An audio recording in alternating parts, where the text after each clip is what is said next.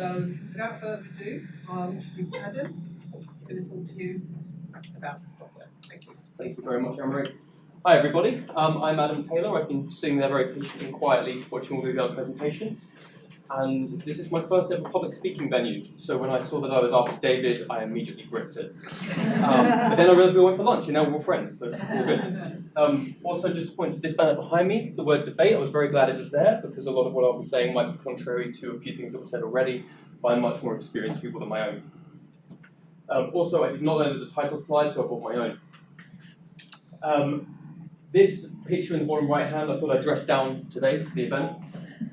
We've recently celebrated our 30th year in the industry of education technology. Most people have never heard of us because we tend to sell products with different names other than ourselves.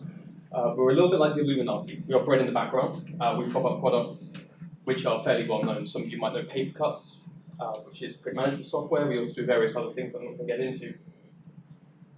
But more recently, we've moved into online safeguarding, e-safety, whatever term you want to call it. And in the last 3 to 4 years, this has been our primary focus. We've been working with American companies, one American company in particular called Securely. And this has given us a lot of opportunities to work with a lot of schools. So I'm coming in today, and you may have seen me on the agenda and thought, great, the token vendor presentation after lunch. It's like a timeshare, this is what I'm going to tell you. But I assure you that it's going to be that. I'm only going to use 2 statistics and 2 buzzwords, and then I'll finish from there. So the main thing I wanted to bring to you was the fact that we do work directly with schools numbering in the hundreds. We work with lots of different economic backgrounds, work with lots of different areas in the country, everything from university to open schools, iPads to PCs. There's things that are unique to certain schools, certain areas, and there's also things that are fairly common among all of them.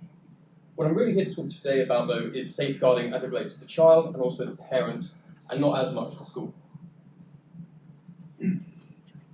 So with regards to child access online, we're now in a fairly unique period of human history. Never before have you been kind of born into this world of social media or online services. Because they've been around 12, 14 years now, we've got people who are entering the workforce, they're at that age, and they've never really known anything outside of that. They don't remember the time that you're born. We see the internet a little bit like a desert. You can be, you can pick a direction and just walk in it. You can go fairly aimlessly. You might see a mirage in the distance, an oasis, you might walk in that direction. But a lot of the time, you really are floating out into the great beyond. And all of these services, and many more like them, they're essentially your ID, your online passport. As David mentioned before, you used to log into various sites. So back when I was a younger buck, before any kind of web filtering was in place, really it was a complete Wild West situation online. We had Netscape Navigator in the schools, no web filter, and nobody to manage it. Perfect. Nowadays, we've completely flipped that model on its head. So, anonymity is gone. Everyone's using these profiles with their real faces, their real names. They have them from a young age. Maybe not this young, but certainly youngish. So that's sort of the first thing I want to talk about is the death of anonymity online and the fact that people now have these profiles that end up defining them. With the internet, a lot of this stuff is permanent records. You can delete a tweet, but someone could have taken a screenshot of it. You could have played a game online, someone could have been streaming it or recording it. It's very, very easy. And there's also websites like archive.org, the Internet Time Machine, which archives every web page anyway. So if you take it down, there's always a record of it. Just by rough show of hands, has anyone ever made a bad decision when they were a child?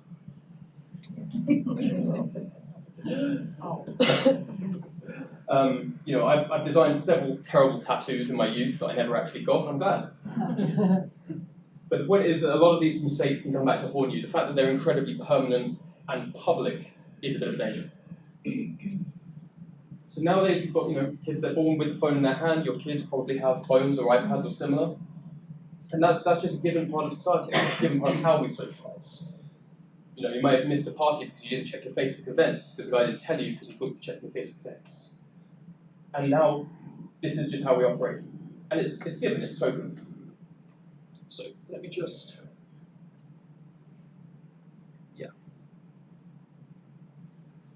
So just to throw one of my 2 buzzwords out, how many of you have heard the term FOMO, fear of missing out? Yeah, quite a lot of you. So from a social point of view, that used to be, you'd find out in school the next day you weren't invited to a party or a social event. And nowadays, that's on a much wider scale. You'll see on Facebook photos of your friends at the event you weren't part of. And with the grander scale and the grander speed's a big topic what I'm going to be talking about today, that's now blown up. That's huge now. FOMO used to be what you would hear from the people you spoke to. Now it is the online forum. Assuming that every child is more or less friends online with every other child within their school, they're exposed to this on a much wider scale. It increases the social pressures. And that means that kids have to keep up, which means they have to keep that phone in their hands all the time. Just moving on to speed, the playground's changed. So again, you'd have bullying, you'd have whispers, you'd have rumours, and you might spend 2 or 3 days in the playground, it would eventually make its way over to you. Nowadays, that 2 to 3 days is more like 2 to 3 hours. Information moves very, very quickly. The speed of light, word of mouth, Twitter, Facebook, you name it, it's out there. So that's a new challenge that most of the schools we speak to face. I'm sure many of you face the same challenge. Cyberbullying is a buzzword, but it's a very true buzzword. Bullying itself has always existed. We've just moved it onto a much faster platform.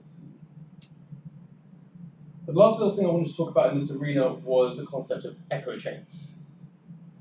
So you go online, it's very, very easy. You can find an article, agree with it, start using that article as a jumping board to find other articles. You'll go on Facebook, someone will share a post, you'll like that post, click on the link, that link at the bottom will have 3 other stories around the same theme, you'll click on that. Before you know it, 3 or 4 hours have passed, and you've been waterboarded by the same opinion over and over again. It starts to turn your opinion.